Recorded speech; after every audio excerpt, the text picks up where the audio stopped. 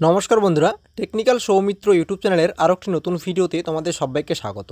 তো অন স্ক্রিনে আমি কিন্তু তোমাদেরকে একটি কাস্ট সার্টিফিকেট দেখাচ্ছি, যেই কাস্ট সার্টিফিকেটটা কিন্তু অনেক পুরনো। তো এই যে কাস্ট সার্টিফিকেটগুলি যদি এগুলো তোমাদের থাকে, এই পুরনো কাস্ট সার্টিফিকেটগুলোকে ডিজিটাল করার জন্য তোমাদেরকে কি করতে হবে, এবং তার পাশাপাশি আমি কিন্তু অ্যাপ্লাই করেছি, এবং অ্যাপ্লাই করার পরে যখন আমি সেখানে দেখছি যে অলরেডি আমার এই সার্টিফিকেটটা ডিজিটাল করে দেওয়া হয়েছে। এবং যদি তোমরা অ্যাপ্লাই করতে চাও তো সেক্ষেত্রে অ্যাপ্লাই করতে পারো, এবং অ্যাপ্লাই করার সময় যদি তোমাদের সেখানে দেখায় যে অলরেডি এই সার্টিফিকেটটাকে ডিজিটাল করে দেওয়া হয়েছে, তো সবার প্রথমে আমি দেখাচ্ছি যে কিভাবে তোমরা অ্যাপ্লাই করবে। ডিজিটাল সার্টিফিকেট বানানোর জন্য, অর্থাৎ পুরনো সার্টিফিকেটকে ডিজিটালের অ্যাপ্লাই করার জন্য তোমাদেরকে castcertificate.wb.gov.in এই ওয়েবসাইটটিতে ভিজিট করতে হবে। এই ওয়েবসাইটটিতে আসার পরে উপরের দিকে তোমরা কিন্তু অপশানগুলো পেয়ে যাবে। প্রথমত হোম, তারপরে এসসি এসটি। তো এই যে দেখতে পাচ্ছ, তারপরে একটা কিন্তু অপশান আছে ব্যাকলগ সার্টিফিকেট। তো এই ব্যাকলগ সার্টিফিকেটের অপশানটিতে তোমাদেরকে ক্লিক করতে হবে, এবং প্রথম যে অপশানটি অ্যাপ্লাই ফর ডিজিটাইজ সার্টিফিকেট, যে অপশানটি এখানে ক্লিক করতে হবে। এরপরে প্রথমত এখানে তোমাদের যে ম্যানুয়াল সার্টিফিকেট নাম্বার, অর্থাৎ তোমাদের যে পুরনো সার্টিফিকেটটা আছে সেখানে কিন্তু একটা সার্টিফিকেট নাম্বার আছে, তো সেই সার্টিফিকেট নাম্বারটি এখানে বসাতে হবে। কবে ইস্যু হয়েছে সার্টিফিকেট ইস্যু ডেট সেটা বসাতে হবে। কোন অথরিটি অ্যাপ্রুভাল দিয়েছে সেটা এখানে লিখতে হবে। যেমন আমি তোমাদেরকে ডেমো দেখানোর জন্য একটা এখানে বলেছি বা একটা এখানে টাইপ করছি, যেমন এখানে সাব ডিভিশনাল অফিসার।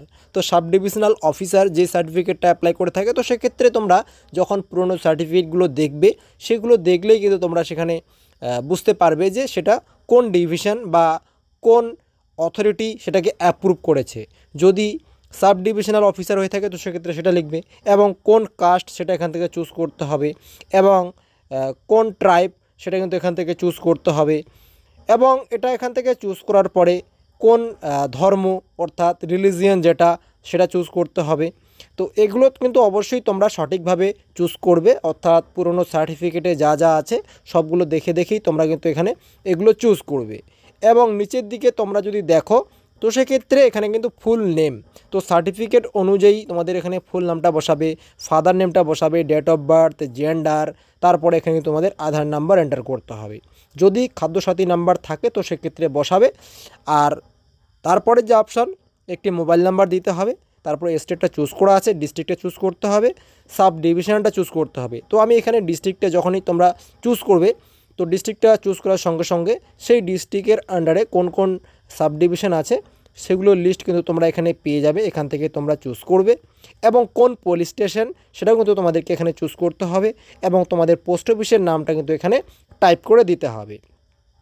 এরপরে একটু নিচের দিকে যদি যাও তো সেক্ষেত্রে মিউনিসিপ্যালিটি এরিয়াতে বসবাস করছো নাকি ব্লক সেটা এখান থেকে চুজ করতে হবে। ব্লক চুজ করলে এখান থেকে তোমাদের ব্লকটাকে চুজ করবে। এরপরে জিপি ওয়ার্ড সেটাকে এখান থেকে চুজ করতে হবে, অর্থাৎ গ্রাম পঞ্চায়েতের নামটা। তারপরে ভিলেজ, পাড়া, হাউস নাম্বার, রোড এগুলো এখানে লিখতে হবে। তারপরে পিনকোড, তারপরে এখানে কিন্তু আপলোড ওল্ড সার্টিফিকেট ফটো, অর্থাৎ তোমাদের যে পুরনো সার্টিফিকেটটা আছে সেটা কিন্তু এখানে 100 কেবির মধ্যে আপলোড করতে হবে। তারপরে যে অ্যাপ্লাই করছে তার কিন্তু একটা এখানে কিন্তু ফটো আপলোড করতে হবে, অর্থাৎ যার সার্টিফিকেট তার একটা ফটো আপলোড করতে হবে 50 কেবির মধ্যে। তারপরে যে ক্যাপচা কোডটি আছে সেটা ফিল করে সাবমিট অপশনটিতে ক্লিক করতে হবে।